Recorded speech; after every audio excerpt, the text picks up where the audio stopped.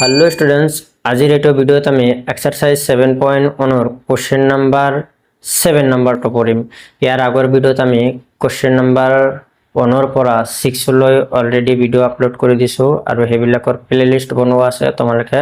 প্লেলিষ্টত গৈ একাধিক্ৰমে ভিডিঅ'বিলাক চাই ল'ব পাৰিবা। আজি আমি 7.1 কোশ্চেন নাম্বাৰ 7টো আলোচনা কৰিম। সোয়া কোশ্চেন নাম্বাৰ 7টোত দিয়া আছে কি আমাৰ কোশ্চেনটো আগত বুজি লওঁ। সোয়া 2, -5 আৰু -2,9 বিন্দু দুটাৰ পৰা সমদূৰত্বত x অক্ষৰ ওপৰত থকা বিন্দুটো নিৰ্ণয় কৰা। আমাক দুটা বিন্দু দি আছে 2, -5 -2,9।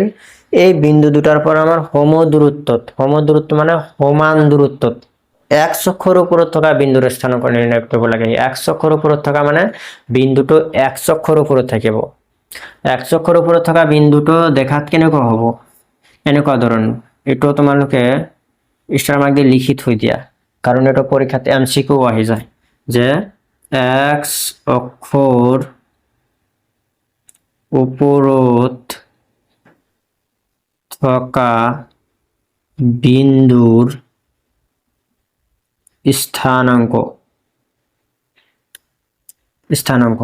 মেইন অংকটো মই পিছত কৰাই আছো, এইখিনি আগত বুজি লোৱা, তেনেহলে তুমি অংকটো ভালকে বুজি পাবা।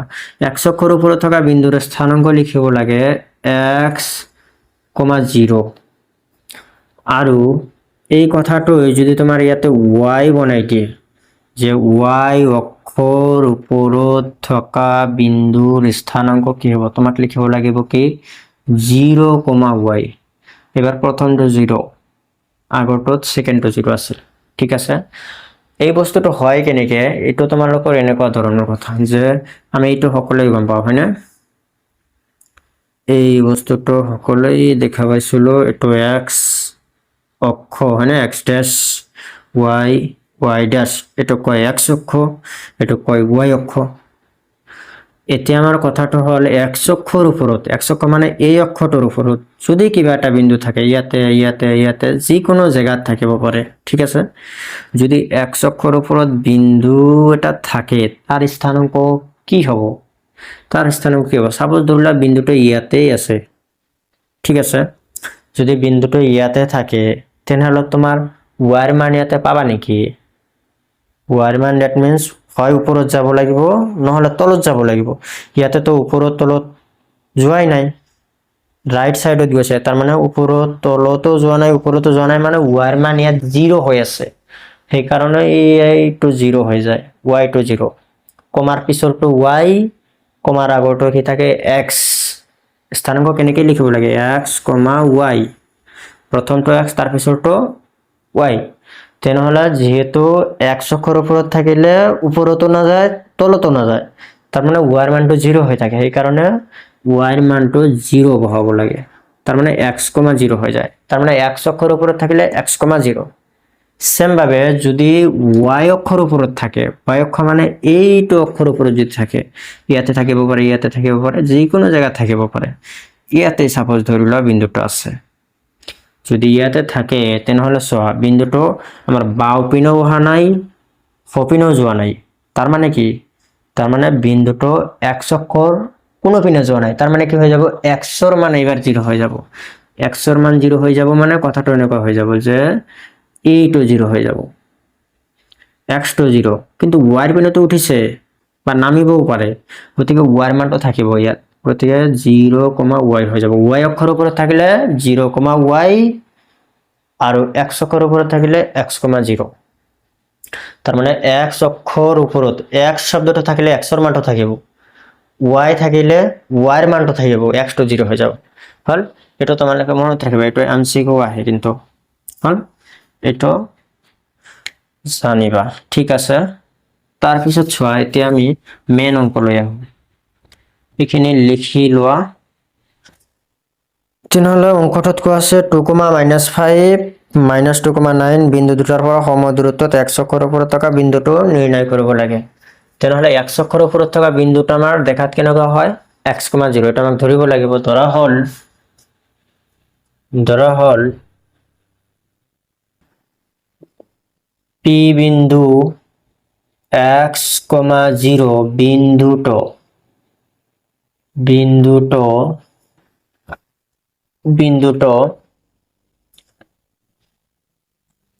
2, -5 এটা তুমি ধৰি লোৱা a বিন্দু বুলি 2, -5 আৰু b বিন্দুটো কি ধৰিবা -2,9 -2,9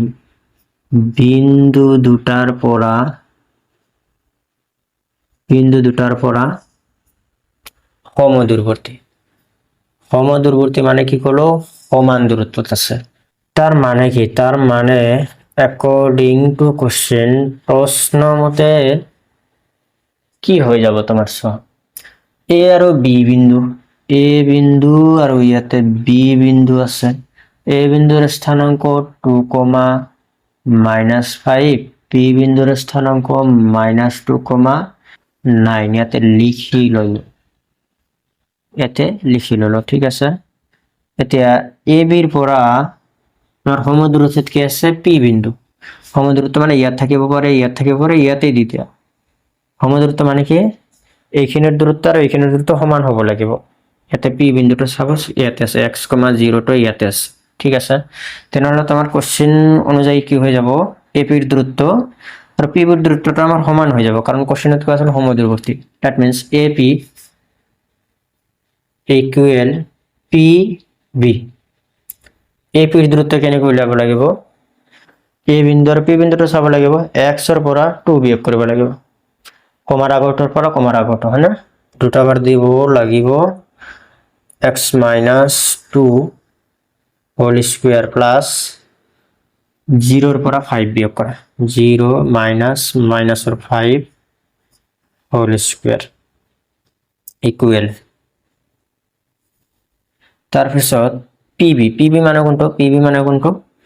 এইটো হয় না তুমি বিয়োগ কৰা তুমি -2 ৰ পৰা x বিয়োগ কৰিলে হ'ব x ৰ পৰা -2 বিয়োগ কৰিলে হ'ব একেই কথা আহিব তুমি এক কাম কৰা -2 ৰ পৰা x বিয়োগ কৰা এইটো কৰা -2 - x হোল স্কয়াৰ প্লাস 9 কি হ'ব আমাৰ 9 ৰ পৰা 0 বিয়োগ কৰি দিয়া এতিয়া সব দুই কোনো ৰুট আছে আমাৰ গুছি যাব ঠিক আছে এতিয়া এটা আমাৰ a - b হোল স্কয়ার আহি যাব এটা হ'ব a এটো কি b a - b whole square কি আছিল আমাৰ যে a - b whole square equal a square minus 2ab plus b square এটা আছিল আমাৰ কি ফর্মুলা হয়না তো ফর্মুলা মতে যদি আমি এটো সজাই লও তেনেহলে এর ঠাইত লিখিব লাগিব আমাৰ x আৰু b ৰ ঠাইত 2 তাৰমানে ফৰ্মুলাৰ যতে আছে এৰ জায়গাত আমি x লিখি দিম আৰু b ৰ জায়গাত আমি 2 লিখি দিম হৈ যাব দ্যাট মিন্স এৰ জায়গাত x square minus formula 2 a মানে কি আমাৰ a মানে x into b মানে 2 plus b স্কয়ার মানে 2 স্কয়ার plus minus এটা প্লাস হৈ যাব মানে প্লাস or 5 স্কয়ার থাকি যাব মানে 0 টা আমাৰ গুছি যাব ইকুৱেল এটা সোয়া এটো a এটো b a - b whole square a square মানে কি হবে আমার -2 স্কয়ার কিন্তু দিব লাগিব মাইনাস ফর্মুলা 2 a মানে কি -2 into b মানে কি x plus b স্কয়ার মানে কি হবে x স্কয়ার plus 9 স্কয়ার ঠিক আছে এটা সব দুইও পিনে আমার x স্কয়ার গুছি যাব ঠিক আছে এতিয়া তার পিছত সোয়া মাইনাসৰ 2 দ্বিগুণ 4x হয় না 2 স্কয়ার মানে এটা আমার 4 প্লাস 25 এটো তার পিছত এটো 2 স্কয়ার মানে 4 মাইনাস ইনটু মাইনাস প্লাস 2 দ্বিগুণ 4x প্লাস 9 গুণ 81 হয়ে যাব তো না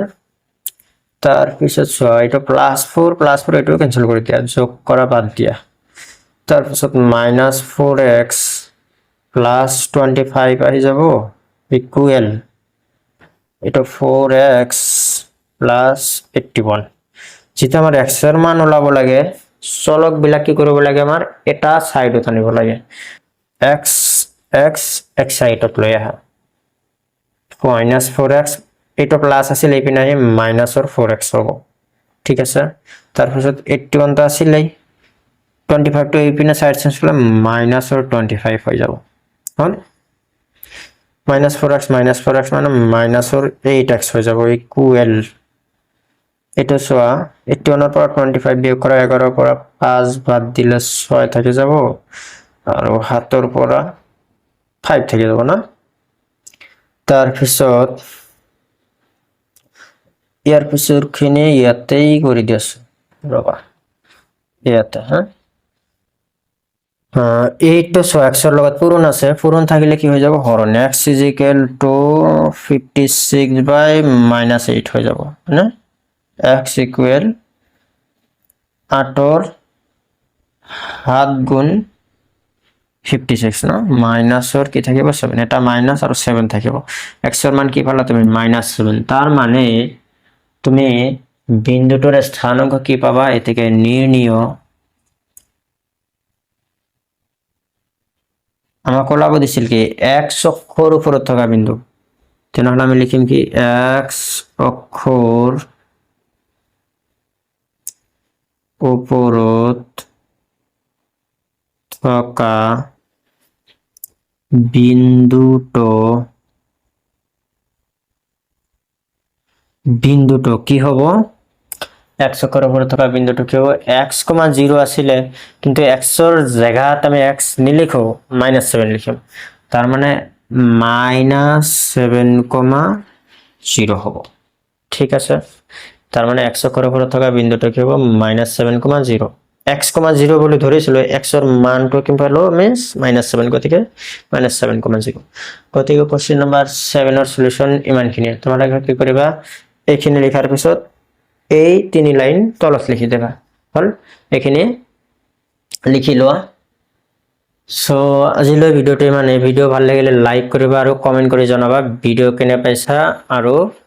ইয়াৰ পিছৰ ভিডিওৰ কাৰণে তোমালোকে চেনেলটো সাবস্ক্ৰাইব কৰিলা যাতে মই ভিডিও আপলোড কৰাৰ লগে লগে তোমালোকে নটিফিকেশন এটা পাই যোৱা সো আজিলৈ থ্যাংক ইউ